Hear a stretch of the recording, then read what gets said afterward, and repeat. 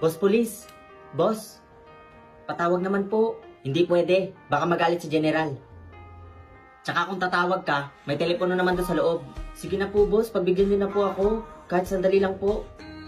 Promise, sandali lang po. O siya, sige. O. Bilisan mo ha. Baka makita ni General. Salamat, boss. Napakabait niyo naman po. Hello, Nay. Si Marvin po ito. Oh anak, Kamusta na po kayo? okay lang naman kami anak. Nay, happy birthday nga po pala ha. Salamat anak. Nay, pasensya na po kung ngayon lang po ako napatawag kasi sobrang busy po dito sa trabaho. Tsaka syempre, nag-iipon po ako ng pera para po sa inyo.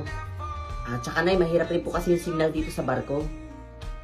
O siya Nay, mag-iingat po kayo palagi ni tatay ha. Oo anak, ikaw din. Sige po. Bye. Bye anak. Boss Police, ito na po yung cellphone nyo.